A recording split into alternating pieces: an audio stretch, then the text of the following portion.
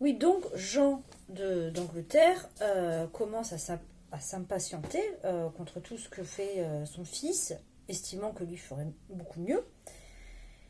Et donc, il revient en France après qu'une partie de la rançon ait été payée. Alors, pas du tout sa totalité, mais en tout cas, une grosse partie.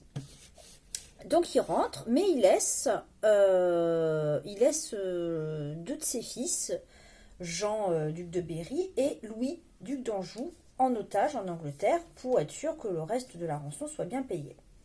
Alors, quand il rentre en France, Jean écarte son fils du gouvernement, du conseil du roi, voilà, en disant oui, ce que tu as fait, c'est pas bien, moi j'aurais mieux fait, etc. Et il remet les chevaliers à l'honneur. D'accord. Les chevaliers, ce sont les chevaliers qui doivent commander l'armée, qui doivent se battre et non pas les roturiers.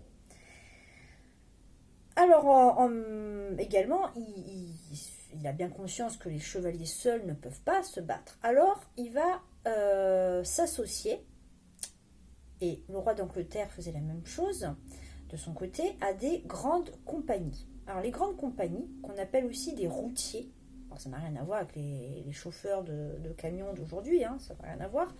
Les routiers ou les grandes compagnies, ce sont des troupes commandées par un tout petit noble, un tout petit chevalier, ou même pas, juste un bandit qui a bien réussi, et qui a d'autres bandits à son service, ou des petits nobles qui n'ont plus rien, qui n'ont plus de seigneurie, ou des cadets de seigneurs qui n'ont plus rien.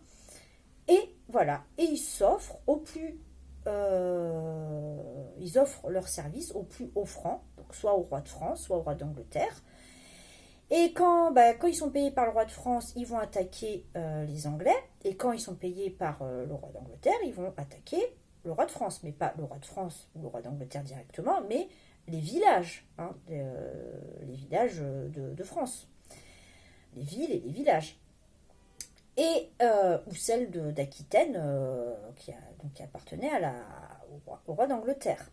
Et quand ils ne sont plus payés, quand le roi de France et le roi d'Angleterre ont trouvé un accord, qu'il y a un traité de paix, alors qui ne va pas durer, mais enfin un petit traité de paix, bah les routiers continuent à ravager. Mais là, ils sont plus payés, donc ils se payent on dit sur l'habitant, c'est-à-dire ils volent les villageois et ils continuent. Donc c'est quand même encore un fléau supplémentaire. Hein, je rappelle, il y avait la peste, la guerre, les impôts, les jacqueries.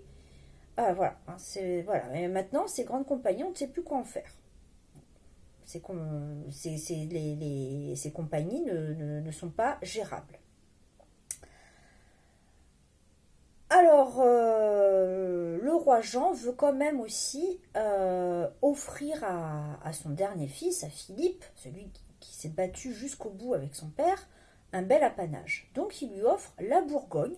Donc, vous avez vu début du document 3, c'est un territoire quand même important, le duché de Bourgogne, le comté et le duché de Bourgogne, donc qui appartenait au Saint-Empire romain germanique, mais qui désormais appartiennent au royaume de France. Donc il offre ça à son dernier fils.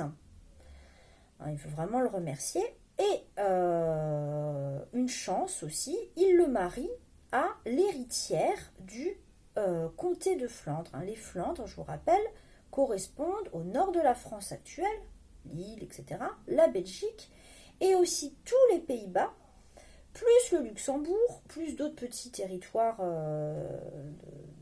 d'Allemagne et des Pays-Bas, du Luxembourg et de la Belgique actuelle. Donc cette princesse, cette héritière, se marie avec le dernier fils du roi de France, donc Philippe, qu'on va surnommer le Hardi, Philippe le Hardi, donc duc de Bourgogne, donc qui récupère un territoire immense, encore plus puissant que celui de ses frères, le duc d'Anjou et le duc de Berry, qui vont être un petit peu jaloux de leur dernier frère, parce que normalement, le plus jeune, ce n'est pas lui qui doit acquérir le plus gros territoire. L'aîné est roi, et puis après, selon l'ordre de naissance, le territoire est en fonction. Donc ils sont jaloux de leur dernier frère. Mais comme c'est lui qui s'est battu jusqu'au bout avec son père, c'est normal qu'il ait été aussi récompensé.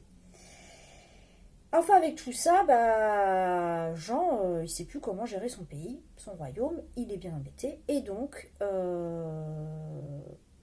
que faire? Et il ne veut pas admettre que son fils ferait mieux que lui. Ça, c'est pas possible, que son fils aîné ferait mieux que lui. Ça, non. Entre Jean et Charles, c'est vraiment un conflit important. Ils n'ont pas du tout le même point de vue, ils ne s'entendent pas, ils n'ont pas les mêmes amis. Évidemment, leurs amis entre eux se disputent aussi. Donc voilà, la situation est très compliquée, très tendue. Et puis, Louis, duc d'Anjou, qui est toujours prisonnier en Angleterre, en attendant la fin du paiement de la rançon de son père, lui, il s'échappe. Il s'échappe d'Angleterre. Il rentre en France. Et il n'a pas du tout envie de retourner en Angleterre. Mais par honneur de chevalier, si on respecte bien les règles de la chevalerie, Jean II, il avait tenu parole, il doit tenir parole en disant que si je ne paye pas ma rançon, je suis otage. Et comme mon fils était à ma place, et qui s'est échappé, je dois reprendre sa place. Donc Jean décide de repartir en Angleterre, à la place de son fils qui s'est échappé. Et en final, Jean, ça l'arrange bien, parce que là-bas, il mène la belle vie, il est dans un palais, il a ses amis, ses serviteurs, il n'a pas, beaucoup de préoccupations importantes à gérer, donc ça l'arrange. Et il y meurt très peu de temps après, voilà. Et donc, on va arriver au règne de son fils aîné, Charles V, dit le Sage.